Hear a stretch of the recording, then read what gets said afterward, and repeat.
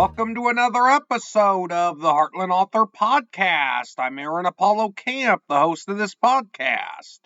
For today's interview, I had the honor of interviewing Maxwell Ivey, also known as the Blind Blogger and the writer of the blog of that name. Maxwell is also an author of 4 books.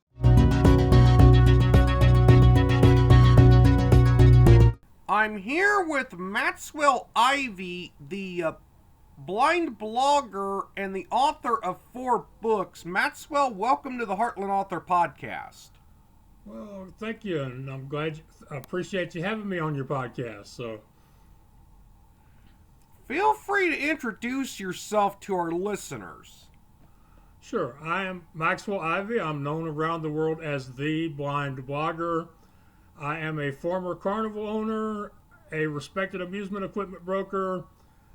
People were inspired by the work I was doing to promote that business, and they asked me to share more of my life with the world. So I started the second website as the Blind Blogger, and that brought me the opportunity to write my first book in 2013, 2014. Since then, I've published 3 more self-help books. I've won a few awards. I've traveled the country solo. I've spoken and sang in public. I started my own podcast called What's Your Excuse? And recently I started a podcast network to help other people with disabilities start their own shows. What types of blog posts are featured on your blog, The Blind Blogger? I generally write about personal experiences and the life lessons people can take from them. I've written about the process of writing and publishing my first book. I've written about adventures while traveling. I've written about promoting my books as a speaker and at book signings. And I've also written posts to tell people about interviews I've had on podcasts like the one we're having today. I've also had a few guest posts where people have written information that's helpful to people with disabilities or that's overall encouraging.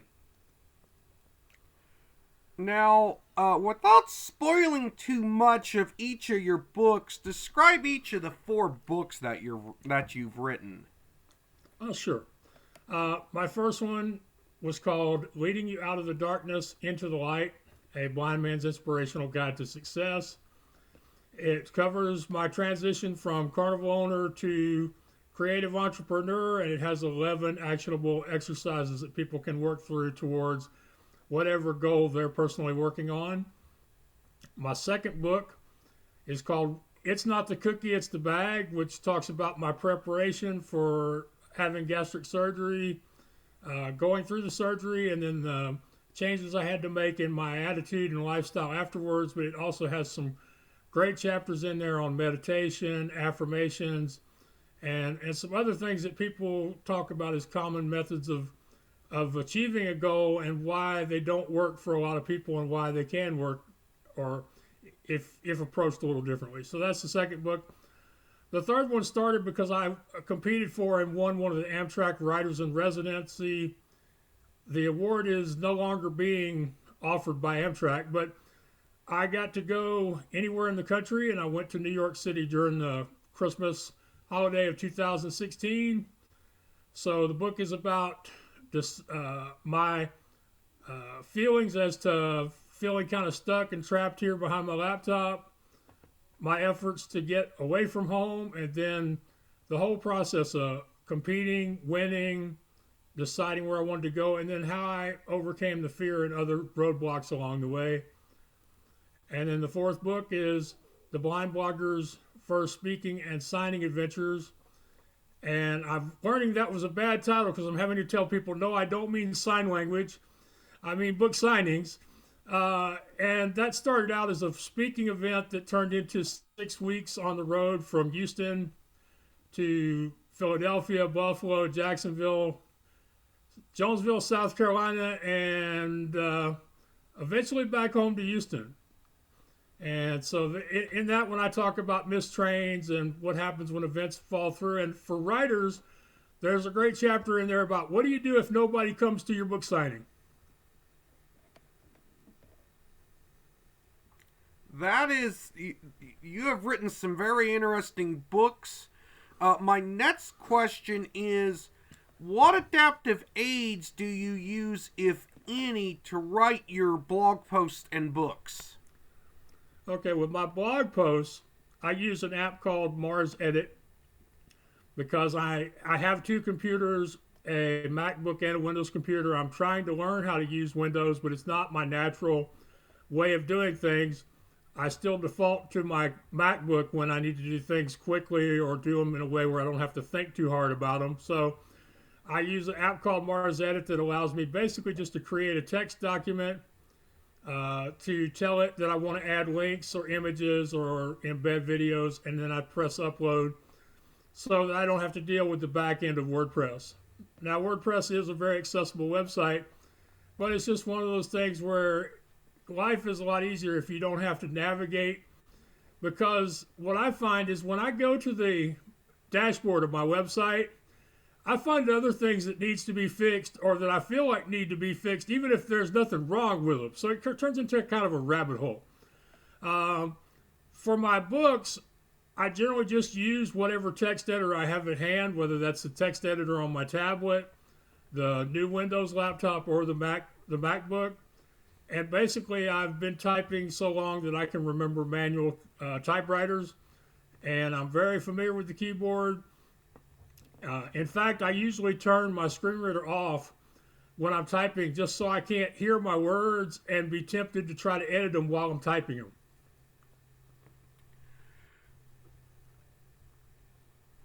If this is a redundant question, feel free to let me know, but what is your typical writing routine like?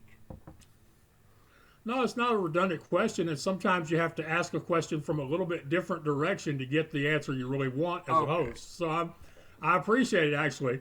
I've probably done it myself, but not as well.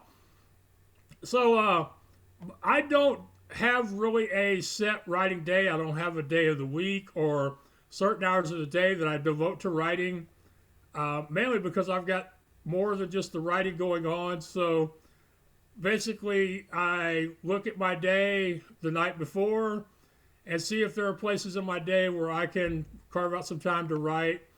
And I generally only set aside 5 to 15 minutes to write, because I find if I try to set aside a whole hour or 2 hours, when I sit down to meet that appointment, I feel like I don't really want to be here because this is just too big a thing. So I tell myself I'm going to write for 5 or 15 minutes, and the rest of that time is time to maybe listen to a book or something. And then usually I'll start writing, and I'll find myself writing much longer than the 5 or 15 minutes. Also, besides writing for my blog and the books, I also occasionally write articles for other people, and I do a lot of work connecting people with opportunities for exposure, such as interviews on podcasts or radio shows, features in magazines, and even the occasional television interviews. So I spend a lot of time writing, even if a lot of it doesn't ever show up in any of my books. Now, are your books self-published or traditionally published? They are self-published with help, because there are visually impaired people who can go through the entire publishing process and they feel confident that the book that they post to Amazon and other places will be enjoyable to the reader. My personal feeling about my own work is that if I don't have somebody help with the editing and the formatting and the uploading process, and then assure that what ends up on the screen and the download is actually what we thought they were going to get, then I really just wouldn't feel confident in having my stuff out there for sale. So I work with, I have worked with Lorraine regularly of wordingwell.com since my first book in 2013. And I highly recommend people to get an editor, even if they don't think they need one. Quite often the editor will see things that you don't because you're too close to your writing, or they will apply editing conventions to your work that maybe you're not familiar with, or that you just can't really remind yourself to do during the course of writing. So I recommend getting a good editor. I know that having an editor can often be expensive and difficult for first time or second time or even third time authors. But for me, I feel it's a necessary part of my process of going from the written manuscript to publishing. Now, are you planning on writing more books in the future, or will you be focusing exclusively on your blog? No, I plan to write more books. I need to finish the series that started in New York City in 2016. I have a book that I've been working on my process of going from a frightened radio show guest to a podcast rock star and eventually a podcast network owner. We almost did a book last year, in fact, that's still in the process, based on the stories of people who have been on my podcast. The idea being we would call the book What's Your Excuse, and then have separate subtitles based on the types of people that we would be featuring. Because I've had a lot of great people on my podcast, and many of them have overcome adversity and would be great examples to people if more heard about their stories. So that's another project that we're still working on. One of the things I find that's dangerous about writing a book is most people, after they've written one book, they start to have more ideas for other books. Now, have you personally experienced discrimination based on being blind?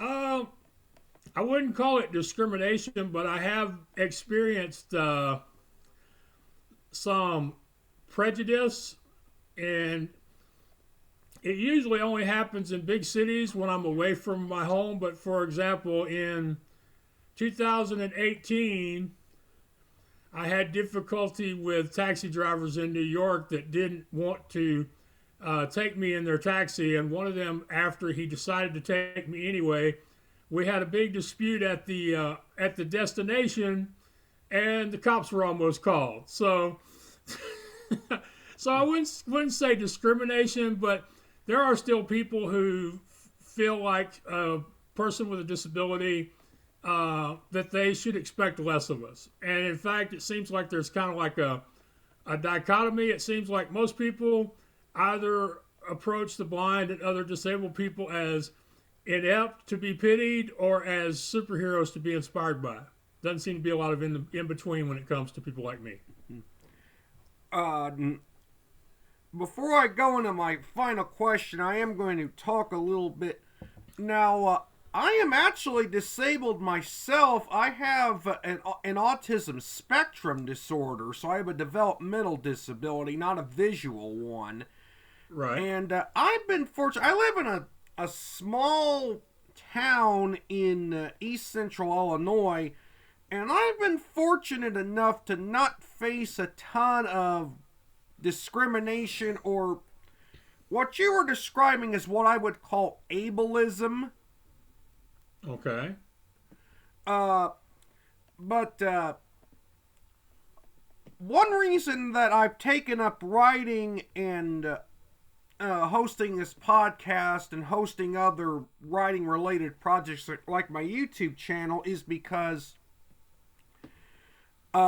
virtually nobody will hire me in my home area, and I can tell one interesting story about this. I'm not going to name the business, but this business I had filed a job application with, and even though they had said that they were hiring, I had never heard back with a job offer or a rejection notice. And sometime thereafter, the business completely shut down. Huh. Claimed that they were hiring and had quite a few applicants. Apparently, they didn't hire anyone and shut their doors completely. Huh. Well, I guess it's a good thing that they didn't decide to hire you, because it could have been a lot more trouble than it's worth to have had a short-time, full-time paying job, you know? But I did learn something recently about people on the autism spectrum, or autistic people, depending on who you talk to as to which way they say it. It's just like, depending on who you talk, some people will say blind person, and some people will say person that is blind. Did I lose you? No. But I recently found out that people with developmental disabilities, autistic people, have an even harder time getting work than the visually impaired. And until recently, I thought it was the physically disabled that had it worse. But the unemployment rate among people with obvious physical disabilities is 75%. The unemployment rate among people with developmental or intellectual disabilities is 85%. Yeah, there was a little bit of a blooper there on while you were giving your response. What happened was the power saving feature on my laptop kicked in there, and I had to move the mouse cursor to get everything back up on my end. But looks like the recording is continuing, so I will now ask you the last question of this interview. All right. What was it like growing up in a family of carnival owners? Well, part of it, you have to realize that carnivals are different now than they were when I was growing up. When I was growing up, it was a seasonal business. You worked 9 or 10 months out of the year, and the other 2 or 3 months you had to do what they now call a side hustle. It was all family business, and the successful carnival owners had lots of children and grandchildren. It was a very physical, do things manually, very low-tech sort of business. Also very, nowhere near as much money was involved. So nowadays it's multi-million-dollar operations. And when my grandfather started, you could buy a brand new carousel for $7,500. Now a brand new carousel can cost you $2 million. That's not what all of them cost, but that's what they can cost you. So back then, with it being more family-based and having most of my family in the same business, it was really pretty cool, because during the time you were at school, nobody messed with you because they knew there was a whole bunch of you. And when you were at home, you always had people to play with. Now, sometimes we got into fights with each other, and sometimes one would make fun of the other, but it was pretty much, usual family stuff, except instead of having a farm or a ranch, we had a carnival. And that's always you weren't quite finished with your response, were you? Right. Just one other point. Back then, the way since it was seasonal, us kids would stay with an older family member when school was in, and when school was out, we would just go travel with the carnival wherever they happened to be. So there were summers I would find myself as a young kid in Minnesota or Nebraska in July or August. Well, Maxwell, I thank you for appearing on the Heartland Author Podcast. Well, I thank you for having me on your podcast, and I like to remember to point this out to the host. I started doing podcast interviews because I didn't have a good way to meet people face to face, and so without all the people who have given me their time on their shows, there wouldn't be a The Blind Blogger or a What's Your Excuse or any of the stuff that I'm doing now. So I just want you to know how much I appreciate you and your part in my continuing journey and my continuing story. You're welcome. Thank you for appearing on the Heartland Author Podcast. Well, you're very welcome. Thank you.